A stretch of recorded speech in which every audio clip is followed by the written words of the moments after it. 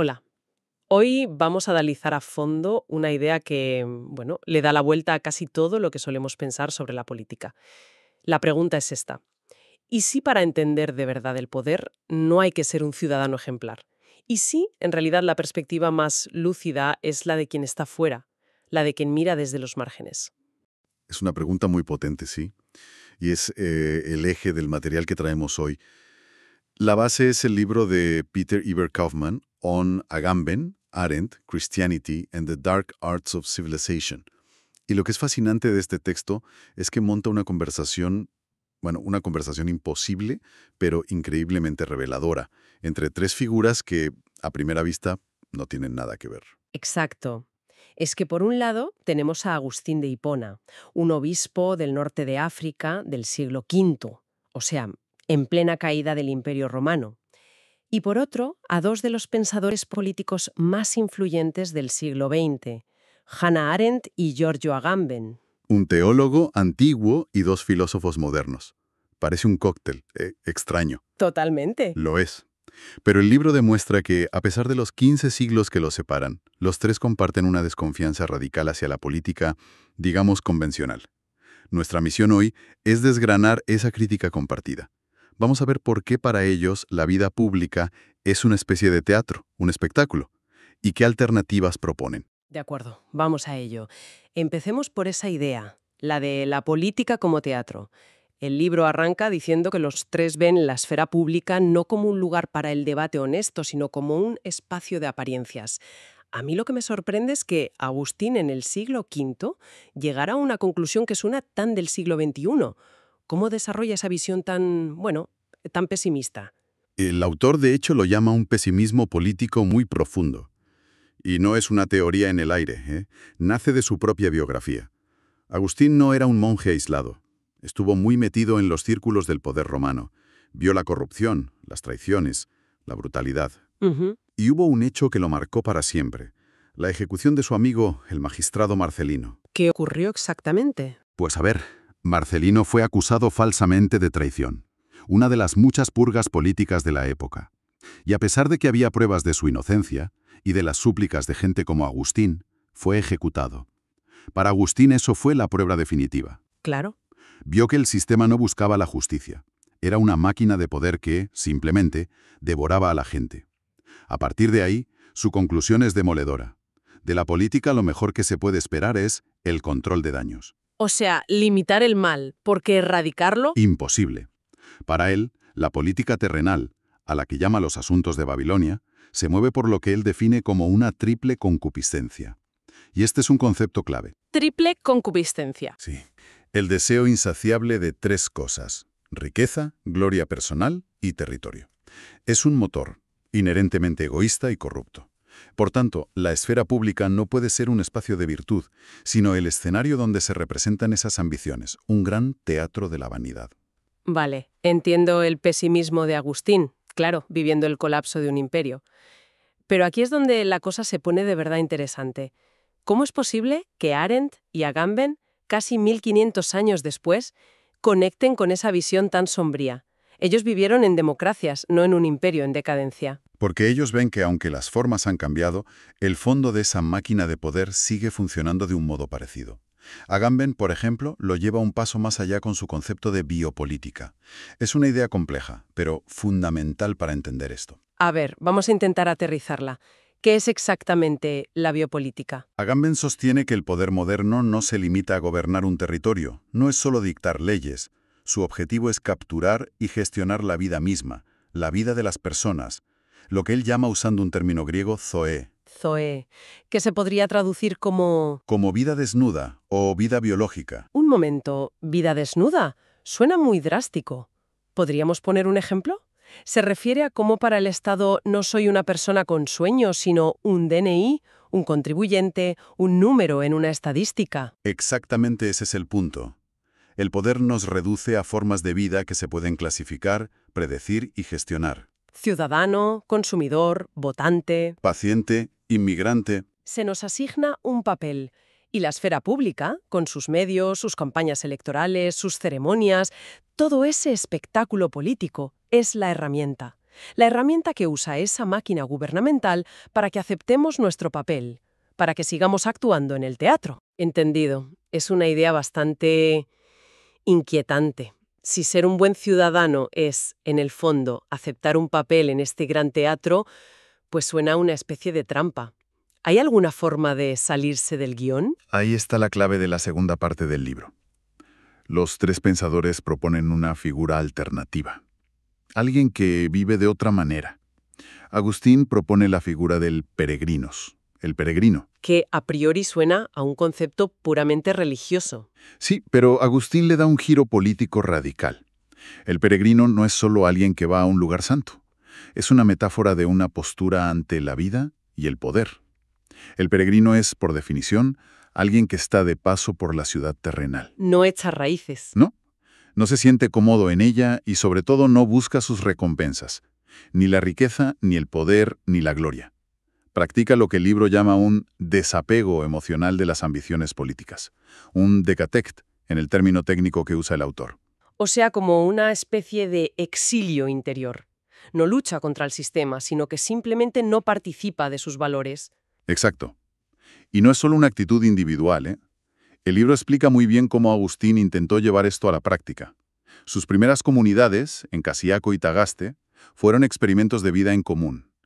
Eran como puertos seguros, lejos del ruido y la corrupción de Babilonia. ¿Algo así como comunas intelectuales o espirituales? Podríamos verlo así. Eran espacios donde el centro no era la competencia política o el poder, sino la amistad, el estudio, la conversación, la contemplación. Se trataba de crear un modo de vida alternativo, una forma de vivir al lado y en contra del sistema dominante. Y esta idea de crear una comunidad al margen es lo que recogen Arendt y Agamben en el siglo XX. Parece un salto enorme desde una comunidad casi monástica a la crítica política moderna. Es un salto enorme, sí, pero el libro argumenta que la lógica es la misma. Arendt, que tuvo que huir de la Alemania nazi y vivió gran parte de su vida como refugiada, como una apátrida, desarrolla la figura del paria. Agamben, por su parte, se centra en el refugiado. El paria y el refugiado. Ambas son figuras de exclusión. Privilegiada. Es alguien que ve el sistema sin las ilusiones que ciegan al ciudadano que se siente parte de él. El paria ve la hipocresía, el refugiado. El refugiado experimenta en carne propia la arbitrariedad de las fronteras, de las leyes. Agamben llega a decir algo muy fuerte sobre esto, ¿verdad? Sí, una de sus frases más famosas, que el libro cita, es que el refugiado es la figura central de nuestra historia política. Y esto, claro, puede sonar contraintuitivo. Desde luego, porque el refugiado, que por definición es quien no tiene poder político, va a ser la figura central. Porque su mera existencia pone en crisis todo el edificio político moderno. Todo. El que se basa en la idea de Estado-nación y ciudadanía. El ciudadano tiene derechos porque pertenece a un Estado. El refugiado es la persona a la que se le ha despojado de eso. Al no pertenecer a ningún sitio, revela que esa conexión entre nacer en un lugar y tener derechos humanos es, bueno, una construcción, una ficción. El refugiado, con su vida desnuda, como decías antes. Expone las costuras del sistema, la violencia que se esconde bajo el manto de la ley. Hablas de ficción. Me parece un buen hilo del que tirar. Una de las grandes ficciones, o quizá uno de los grandes combustibles de esa máquina política, es la búsqueda de la gloria. El libro argumenta que era el motor de Roma y que, de alguna forma, lo sigue siendo en nuestras democracias. Totalmente. Agustín es implacable con este tema. Dedica páginas y páginas en su obra La ciudad de Dios a criticar lo que él llama la jactancia romana. ¿Jactancia? Se traduce como jactancia, vanagloria, la obsesión por la fama y el reconocimiento público. Para los romanos era una virtud, para Agustín el principal vicio. Fíjate, analiza a los grandes héroes de la República, como Cayo Mario o Catilina, y demuestra que esa sed de gloria no producía ciudadanos virtuosos. Era todo lo contrario. Generaba brutalidad. Brutalidad sin límites, corrupción, guerras civiles devastadoras. La gente estaba dispuesta a destruir su propia patria con tal de que su nombre pasara a la historia. Suena terriblemente familiar. Políticos obsesionados con su legado, con su imagen, con las encuestas, las redes sociales. Esa es la jactancia del siglo XXI. Sin duda. Y es la conexión que establecen Arendt y Agamben. Arendt, por ejemplo, lo vio con una claridad meridiana en su análisis de la guerra de Vietnam. El libro recuerda cómo ella denunció que toda la política estadounidense estaba basada en gestionar la imagen y la propaganda para no admitir una derrota, para mantener esa apariencia de poder sin importar el coste real en vidas. La verdad era secundaria frente al espectáculo. Y Agamben lo trae hasta nuestros días. Exacto. Para Agamben, los medios de comunicación de masas, las grandes ceremonias políticas, desde una investidura a unos Juegos Olímpicos, son los nuevos rituales de aclamación. Son espectáculos diseñados para reforzar el poder y generar consenso, no a través de la razón, sino de la emoción. La gloria ya no se busca en el campo de batalla, sino en los índices de audiencia. De acuerdo. Si la gloria es el veneno del sistema, ¿cuál es el antídoto que proponen? Si la alternativa no es competir en ese gran teatro, ¿qué es? La alternativa es crear otros escenarios. Y aquí Arendt ofrece una idea preciosa que resuena mucho con las comunidades de Agustín. Habla de la necesidad de crear oasis en el desierto de la vida pública. Pequeños espacios, poleis alternativas, que existen neben und gegen. Neben und gegen. Es alemán, significa al lado y en contra. No se trata de una revolución violenta para tomar el poder, sino de construir espacios de libertad al margen. En estos oasis puede darse la verdadera acción política, que para Arendt no es la dominación, sino el diálogo cara a cara, la persuasión, el reconocimiento de que hay muchas opiniones. Y en esos espacios, en esos oasis, si la virtud principal ya no es la gloria, ¿qué la reemplaza? ¿Qué es lo que permite que esa comunidad funcione? Aquí Arendt introduce un concepto que, de nuevo, parece más personal o religioso que político, pero que ella convierte en una herramienta política fundamental: el perdón. ¿El perdón? Vaya, eso sí que es sorprendente.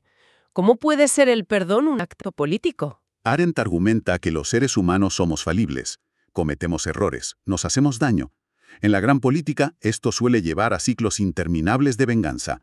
El perdón, para ella, es el único acto que puede romper ese ciclo.